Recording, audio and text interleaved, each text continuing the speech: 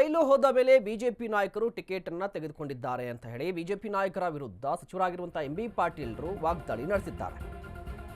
ರೈಲು ಹೋದ ಮೇಲೆ BJP ticket ತೆಗೆದುಕೊಂಡಿದೆ. ಬಿಜೆಪಿ ನಾಯಕರ ವಿರುದ್ಧ ಸಚಿವ ಎಂಬಿ ಪಾಟೀಲ್ ವ್ಯಂಗ್ಯ. ಈಗಾಗಲೇ ಬೆಳೆಯ ಹಾನಿ ಪರಿಹಾರವನ್ನ ಘೋಷಣೆ ಮಾಡಿದ್ದೇವೆ. ವಿಜಯಪುರದಲ್ಲಿ ಸಚಿವ ಎಂಬಿ ಪಾಟೀಲ್ ಹೇಳಿಕೆ. 1 ಹೆಕ್ಟೇರ್ ಪ್ರದೇಶಕ್ಕೆ 17,000 ಘೋಷಣೆ ಮಾಡಲಾಗಿದೆ.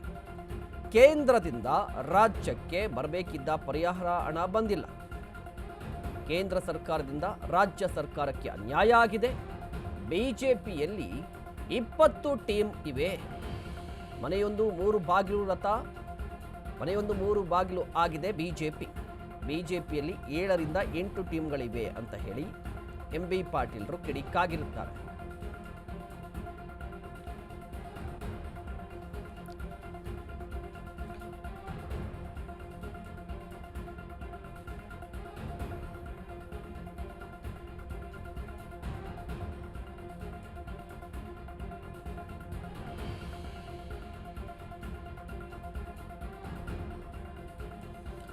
ಒಂದು ಕಡೆ ಬಿಜೆಪಿ ನಾಯಕರು ಪರಿಹಾರ ಕೊಟ್ಟಿಲ್ಲ ರೈತರಿಗೆ ಅನ್ನುವ ಆರೋಪವನ್ನು ಮಾಡ್ತಾ ಇದ್ದಾರೆ. ಉತ್ತರ ಕರ್ನಾಟಕದಲ್ಲಿ ಸಾಕಷ್ಟು ಮಳೆಯಾಗಿದೆ, ಪ್ರವಾಹದ ಪರಿಸ್ಥಿತಿ ಉಂಟಾಗಿದೆ, ಜನರ ಬದುಕು ಬರ್ಬಾದಾಗಿ ಹೋಗ್ತಾ ಇದೆ.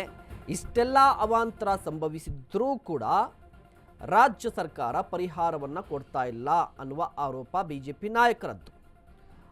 ಇದೇ ವಿಚಾರಕ್ಕೆ ಸಂಬಂಧಪಟ್ಟಂತೆ ಎಂಬಿ ಪಾಟೀಲ್ರು ಇವತ್ತು ರಿಯಾಕ್ಟ್ ಮಾಡಿದ್ದಾರೆ. ನಾವು ಈಗಾಗಲೇ ಪರಿಹಾರವನ್ನು ಕೊಟ್ಟಿದ್ದೀವಿ. ಬಿಜೆಪಿ ನಾಯಕರು ರೈಲು ಹೋದ್ಮೇಲೆ ಟಿಕೆಟನ್ನು ತೆಗೆದುಕೊಂಡಿದ್ದಾರೆ. ನಮಗೆ ಕೇಂದ್ರ ಸರ್ಕಾರದಿಂದ ಅನ್ಯಾಯ ಆಗ್ತಾ ಇದೆ. ಪರಿಹಾರ ಬರಬೇಕಿತ್ತು, ಇನ್ನೂ ಕೂಡ ಪರಿಹಾರ ಬಂದಿಲ್ಲ ಅನ್ನುವ ಆರೋಪವನ್ನು ಮಾಡಿದರು. ಇದಾದ ಬಳಿಕ ಆರ್ ಅಶೋಕ್ ಅವರು ನಿನ್ನೆಯಷ್ಟೇ ಒಂದು ಹೇಳಿಕೆಯನ್ನು ಕೊಟ್ಟರು. ಖಂಡಿತವಾಗಲಿ ಕಾಂಗ್ರೆಸ್ನಲ್ಲಿ ನವೆಂಬರ್ ಕ್ರಾಂತಿ ಆಗುತ್ತೆ, ಮುಖ್ಯಮಂತ್ರಿಗಳು ಬದಲಾಗ್ತಾರೆ, ಗುಂಪುಗಾರಿಕೆ ಇದೆ ಅಂತ ಹೇಳಿದರು. ಈ ವಿಚಾರಕ್ಕೆ ಸಂಬಂಧಪಟ್ಟಂತೆಯೂ ಕೂಡ ಎಂಬಿ ಪಾಟೀಲ್ ರಿಯಾಕ್ಟ್ ಮಾಡಿದ್ದಾರೆ. ಅವರಲ್ಲಿ ಒಂದು 7-8 ಟೀಮ್ ಅದಾವ, ಹೆಚ್ಚದಾವ. ಆರ್ ಅಶೋಕ್ ಒಂದು, ವಿಜಯೇಂದ್ರದೊಂದು, ನಮ್ಮವರೊಬ್ರು ಹೊರಗೆ ಹೋದ್ರು. ಮತ್ತೆ ಯಾರ್ಯಾರ್ದವ್ರ ಟೀಮ್ ಭಾಳ ಟೀಮ್ ಅದಾವ. ಜೋಶಿ ಅವ್ರದೊಂದು, ಸೋಮಣ್ಣ ಅವ್ರದೊಂದು, ಬಾಬಾ ಜನರ ಟೀಮ್ ಅದಾವ. ನಾವು ಮುಖ್ಯಮಂತ್ರಿಗಳು ವೈಮಾನಿಕ ಸಮೀಕ್ಷೆ ಮಾಡಿದ್ಮೇಲೆ ತಡ ಮಾಡದೆ ಇವತ್ತಿನ ದಿವಸ ನಾವು ಪರಿಹಾರವನ್ನು ಘೋಷಣೆ ಮಾಡಿದ್ವಿ. 8,500 NDRF ನಾಮ್ಸ್ಗಿಂತ 8,500 ಅಂದ್ರ 1 ಹೆಕ್ಟೇರ್ಗೆ ಸುಮಾರು 17,000 ರೂಪಾಯಿ ನಾವು ಘೋಷಣೆ ಮಾಡಿದ್ವಿ. ಈ ಬಿಜೆಪಿ ಅವ್ರಿಗೆ ಹೇಳಿ ಇವತ್ತು 14ನೇ ದಿವಸ ಫೈನಾನ್ಸ್ ಕಮಿಷನ್, 15ನೇ ಫೈನಾನ್ಸ್ ಕಮಿಷನ್ ಸುಮಾರು 60 ರಿಂದ 70 ಸಾವಿರ ನಮ್ಮ ರಾಜ್ಯಕ್ಕೆ ಅನ್ಯಾಯ, ಕೋಟಿ ಬರುವಂತದ್ದು ಅನ್ಯಾಯ ಆಯ್ತು. ಅಷ್ಟೇ ಅಲ್ಲ, ಇವತ್ತು ದಿವಸ ನೀವು ಇದನ್ನ ತಗೊಳ್ಳಿ, ನಮ್ಮ ಅಪರ ಭದ್ರ ಯೋಜನೆ 5,800 ಹಿಂದಿನ ಸರ್ಕಾರದಲ್ಲಿ ಕ್ಯಾಬಿನೆಟ್ ನಲ್ಲಿ ಘೋಷಣೆ ಮಾಡಿರುವಂತಹದ್ದು. ₹1 ಬಂದಿದೆ ಅಂತ ಹೋಗಿ ಬದಲ ಆ ಕೆಲಸ ಮಾಡಿಸಿ ಅಂತ ಹೇಳಿ. NDRF ನಾರ್ಮ್ಸ್ ಏನಾಗಿದೆ, ಬಹಳ ಕಡಿಮೆ ಇದೆ. ಅದನ್ನ ರಿವೈಸ್ ಮಾಡಕ್ ಹೇಳಿ. ನಾವು ಮುಖ್ಯಮಂತ್ರಿಗಳು ವೈಮಾನಿಕ ಸಮೀಕ್ಷೆ ಮಾಡಿದ್ಮೇಲೆ ತಡ ಮಾಡದೆ ಇವತ್ತಿನ ದಿವಸ ನಾವು ಯಾವ ಟೀಮ್ ಬರತ್ತದ ಅವರಲ್ಲಿ ಒಂದು 7-8 ಟೀಮ್ ಅದಾವ, ಹೆಚ್ಚದಾವ. ಆರ್ ಅಶೋಕ್ ಒಂದು, ವಿಜಯೇಂದ್ರದೊಂದು, ನಮ್ಮವರೊಬ್ರು ಹೊರಗೆ ಹೋದ್ರು. ಮತ್ತೆ ಯಾರ್ಯಾರ್ದವ್ರ ಟೀಮ್ ಭಾಳ ಟೀಮ್ ಅದಾವ.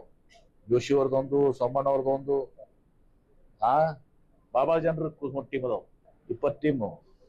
ಬಾಗಿಲು ಒಂದಿಲ್ಲ, 100 ಬಾಗಿಲು ಅದಾವ. ಯಾವ ಬಾಗಿಲು ಜನ ಬರಾಕತ್ತಾರ ಗೊತ್ತಿಲ್ಲ. ನಾವು ಪರಿಹಾರ ಕೊಟ್ಟಾಗಿದೆ. ಈಗೇನ್ ಬರ್ತಾರ, ಪ್ರವಾಹ ಎಲ್ಲ ತಗ್ಗೋಗಿದೆ. ನಾವು ಪರಿಹಾರದ ಇದನ್ನ ವೀಕ್ಷಣೆ ಮಾಡಿ ಜಿಲ್ಲೆಯಲ್ಲಿಯೂ ಕೂಡ ಸಂಬಂಧಿಸಿದ ಉಸ್ತುವಾರಿ ಸಚಿವರು, ಶಾಸಕರುಗಳು ಕೂಡ ಎಲ್ಲವನ್ನ ಇದು ಮಾಡಿ ಈಗ ನಾವು ಪರಿಹಾರ.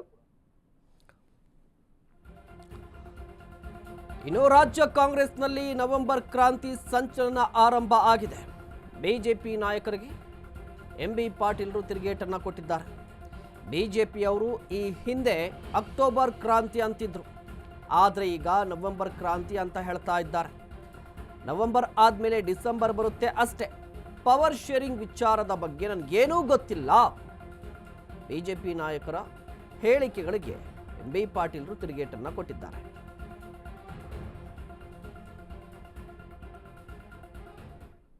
ವರ್ಷ ಅದನ್ನ ಇದನ್ನ ಹೇಳ್ತಾರ, ಅದು ಸಂಬಂಧ ಇಲ್ಲ.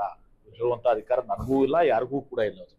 ಕೆಪಿಸಿಸಿ ಅಧ್ಯಕ್ಷ ಹೇಳಿದ್ರಲ್ಲ, ಪ್ರತಿಯೊಂದು ನಿರ್ಧಾರ ನಮ್ಮ ಪಕ್ಷದಲ್ಲಿ ಏನಾಗ್ಬೇಕು ಅದೆಲ್ಲವೂ ಕೂಡ ಹೈಕಮಾಂಡ್ ನಿರ್ಧಾರ ತೆಗೆದುಕೊತ ಹೈಕಮಾಂಡ್ ಅಂತಿಮ. ಅವ್ರಿಗೆ ಜನ ಕೇಳ್ಮ್ಯಾಗ ನೀವು ನಾನು ಬಿಡ್ತೀನಿ ಅಂತ ಹೇಳ್ತಾರ. ಅವ್ರು ಮುಖ್ಯಮಂತ್ರಿ ಇದ್ದಾರೆ. ಹೀಗಾಗಿ ನೀವು ದಸರಾ ಈ ದಸರಾ ಇರಂಗಿಲ್ಲ. ಅಕ್ಟೋಬರ್ ಕ್ರಾಂತಿ ಈಗ ನವೆಂಬರ್ ಕ್ರಾಂತಿ ಚಾಲೂ ಮಾಡಿದ್ವಿ. ಹಂಗೆ ಹೋಗ್ತದೆ. ನವೆಂಬರ್ ಡಿಸೆಂಬರ್ ಬರ್ತದೆ ಕ್ರಾಂತಿ. ಡಿಸೆಂಬರ್ ಜನವರಿ ಬರ್ತದೆ. ಯಾರು 2.5 ವರ್ಷ ಅದನ್ನ ಇದನ್ನ ಹೇಳ್ತಾರ, ಅದು ಸಂಬಂಧ ಇಲ್ಲ. ಹೇಳುವಂತ ಅಧಿಕಾರ ನನಗೂ ಇಲ್ಲ, ಯಾರಿಗೂ ಕೂಡ ಇಲ್ಲ. ಕೆಪಿಸಿಸಿ ಅಧ್ಯಕ್ಷ ಹೇಳಿದ್ರಲ್ಲ, ಪ್ರತಿಯೊಂದು ನಿರ್ಧಾರ ನಮ್ಮ ಪಕ್ಷದಲ್ಲಿ ಏನಾಗ್ಬೇಕು ಅದೆಲ್ಲವೂ ಕೂಡ ಹೈಕಮಾಂಡ್ ನಿರ್ಧಾರ ತೆಗೆದುಕೊತ ಹೈಕಮಾಂಡ್ ಅಂತಿಮ. ಅವ್ರಿಗೆ ಜನ ಕೇಳ್ಮ್ಯಾಗ ನೀವು ನಾನು ಬಿಡ್ತೀನಿ ಅಂತ ಹೇಳ್ತಾರ. ಅವ್ರು ಮುಖ್ಯಮಂತ್ರಿ ಇದ್ದಾರೆ. ಹೀಗಾಗಿ ನೀವು ದಸರಾ ಈ ದಸರಾ ಇರಂಗಿಲ್ಲ. ಅಕ್ಟೋಬರ್ ಕ್ರಾಂತಿ ಈಗ ನವೆಂಬರ್ ಕ್ರಾಂತಿ ಚಾಲೂ ಮಾಡಿದ್ವಿ. ಹಂಗೆ ಹೋಗ್ತದೆ. ನವೆಂಬರ್ ಡಿಸೆಂಬರ್ ಬರ್ತದೆ ಕ್ರಾಂತಿ. ಡಿಸೆಂಬರ್ ಜನವರಿ ಬರ್ತದೆ. ಯಾರು 2.5 ವರ್ಷ